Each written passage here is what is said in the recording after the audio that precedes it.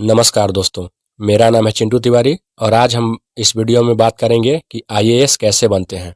सबसे पहले तो आप ये जान लें कि आईएएस होता क्या है। आईएएस का फुल फॉर्म होता है इंडियन एडमिनिस्ट्रेटिव सर्विस, यानी कि भारतीय प्रशासनिक सेवा। इस वीडियो में हम आईएएस के बारे में बात करेंगे और उसका पूरा जानकारी आपको हम देंगे। हम आपको इस वीडियो में बताएंगे कि आईएएस का सिलेक्शन का प्रोसेस क्या होता है, उसमें कितना एज चाहिए, कितना क्वालिफिकेशन चाहिए, क्या क्या सब्जेक्ट पढ़ना होता है। इस तरह से सारा टॉपिक आपका आज क्लियर कर देंगे। आपको बस करना ये है कि आपको अंत तक पूरा वीडियो देखना है। अगर आप इस वीडियो को पूरा अंत तक देखिएगा तो आपको आईएएस से संबंधित सारा डाउट क्लियर हो जाएगा। तो चलिए शुरू करते हैं। सबसे पहला पॉइंट है क्वालिफिकेशन। दोस्तों, आपको अगर आईएएस बनना है तो आपको किसी भी मान्यता प्राप्त विश्वविद्यालय से स्नातक पास करना होगा। मतलब कि आप अगर ग्रेजुएशन पास हैं, ग्रेजुएशन आपका कंप्लीट है, तो ही आप आईएएस के लिए अप्लाई करते हैं। तो सबसे पहले तो आपको किसी भी मान्यता प्राप्त विश्वविद्यालय से स्नातक की डिग्री हासिल करनी होगी। दूसरा पॉइंट है आयु सीमा। आईएएस की परीक्षा में भाग लेने के लिए किसी भी उम्मीदवार का आयु जो है वो मिनिमम 21 वर्ष होना चाहिए और मैक्सिमम जो आयु है वो 32 वर्ष तक होना चाहिए। इसका मतलब ये है कि आप 21 वर्ष से पहले और 32 वर्ष के बाद आईएएस की परीक्षा में नहीं बैठ सकते हैं। लेकिन आपको यहाँ पे ये जानना बहुत जरूरी है कि अगर आप अनुसूचित जाति या अनुसूचित जनजाति से आते हैं तो आपको आयु में 5 साल का छूट मिलेगा, यानी कि आपका जो आयु है उसमें 5 साल का रिलैक्सेशन आपको मिलेगा। अगर आप अनुसूचित जाति या अनुसूचित जनजाति से आते हैं तो आपको 32 साल की जगह पर 37 साल तक आईएएस की परीक्षा में बैठ सकते हैं।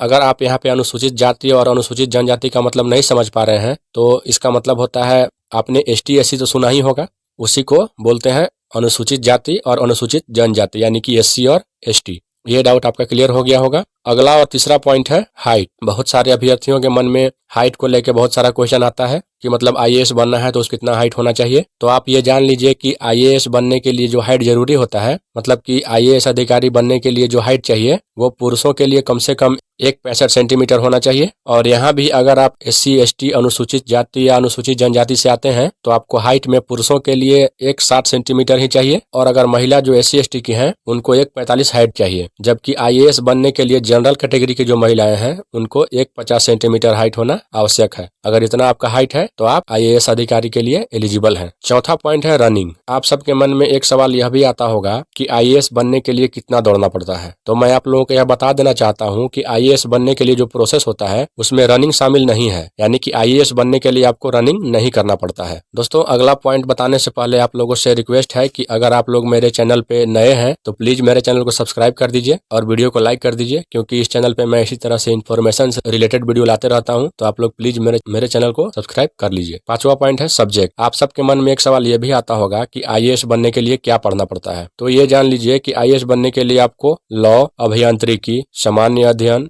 विज्ञान, भूगोल, सामाजिक विज्ञान, आर्थिक एवं सामाजिक विज्ञान, विज्ञान और तकनीकी विषयों को पढ़ना होता है। तो ये तो हुआ सब्जेक्ट का बात। अब अगला बात करते हैं मेडिकल टेस्ट का, कि आईएएस बनने का मेडिकल क्या होता है, उसमें किस तरह का मेडिकल लिया जाता है। आईएएस बनने के लिए जो मेडिकल टेस्ट होता है वो यूपीएससी द्वारा चुने गए कुछ हॉस्पिटल में ही डॉक्टरों की एक टीम होती है। उसमें सभी कैंडिडेट का बारी बारी मेडिकल टेस्ट किया जाता है, जिसमें कि कैंडिडेट का ब्लड टेस्ट किया जाता है, उनका यूरिन टेस्ट किया जाता है। ये सब टेस्ट इसलिए किया जाता है ताकि ये पता चल पाए कि जो भी कैंडिडेट आईएएस अधिकारी बनने के लिए आए हैं उन्हें कोई बीमारी तो नहीं है ना। ये सब जानना जरूरी होता है, इसीलिए इसमें सभी कैंडिडेट का बीपी भी चेक किया जाता है, आंखों का टेस्ट भी होता है और सभी कैंडिडेट का चेस्ट का एक्सरे भी किया जाता है। आईएएस मेडिकल टेस्ट में उम्मीदवार का दिल और फेफड़ा को भी चेक किया जाता है, और सबसे जरूरी बात है कि उनका पेट का चेकअप किया जाता है। और यहाँ पे एक बात आप जान लीजिए कि आईएएस अधिकारी का जो भी कैंडिडेट है उनको पेट से संबंधित कोई भी रोग नहीं होना चाहिए, और इसके साथ ही आपको जटिल या कोई बहुत पुरानी बीमारी भी नहीं होनी चाहिए, तो ही आप आईएएस अधिकारी के लिए एलिजिबल हैं। और अगर मान लीजिए अगर आप किसी तरह का हैंडीकैप है, जैसे कि आपका कुछ बचपन से जिसको पोलियो वगैरह होता है, हैंडीकैप का सर्टिफिकेट है, तो वो आप लगा सकते हैं आईएएस अधिकारी बनने के लिए, वो भी मान्य होता है। लेकिन उसके लिए आपके पास हैंडीकैप का सर्टिफिकेट होना चाहिए। डॉक्टर आपको चेक करेंगे, इसके बाद ही आप उसके लिए एलिजिबल हो पाइएगा, अगर वो सब सही है तो। छठा पॉइंट है एग्जाम। दोस्तों, ये बात आपको जानना बहुत जरूरी है कि आईएएस अधिकारी बनने के लिए आपको जो एग्जाम देना पड़ता है उसको यूपीएससी कहते हैं। वो यूपीएससी का एग्जाम होता है। आईएएस बनने के लिए आपको यूपीएससी परीक्षा पास करना होता है। ये यूपीएससी परीक्षा 3 चरणों में होता है, यूपीएससी प्रीलिम्स, यूपीएससी मेंस और साक्षात्कार। अब यूपीएससी का नाम सुनते ही आपके मन में आया होगा कि यूपीएससी क्या होता है, अगर आप नहीं जानते हैं तो। वैसे तो आप अगर आईएएस बनने के लिए इच्छुक हैं और अगर आईएएस बनना चाहते हैं तो आपको इतना तो पता ही होगा कि यूपीएससी क्या होता है। लेकिन अगर आपको नहीं पता है कि यूपीएससी क्या होता है तो ये जान लीजिए, यूपीएससी यानी कि union public service commission, Hindi में इसको संघ लोक सेवा आयोग कहते हैं। दोस्तों, यूपीएससी एग्जाम देने के लिए आपको कितना चांस मिलता है, आपको ये भी जानना चाहिए। तो आप ये भी जान लीजिए कि यूपीएससी में आप कितना बार एग्जाम दे सकते हैं। यूपीएससी एग्जाम देने के लिए जो सामान्य कैटेगरी होते हैं, जो कि जनरल कैटेगरी के जो स्टूडेंट होते हैं, उनको 6 बार चांस मिलता है, और जो पिछड़ा वर्ग के स्टूडेंट होते हैं यानी कि जो SC ST के होते हैं, उनको 9 बार चांस मिलता है। और आप ये भी जान लीजिए कि पहले ये चांस इतना नहीं मिलता था। पहले जनरल कैटेगरी वालों को 4 बार ही चांस मिलता था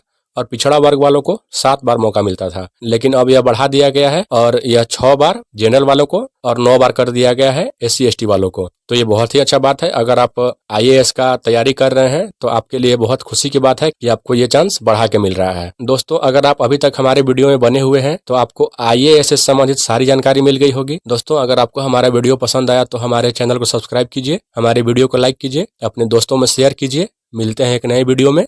राधे राधे।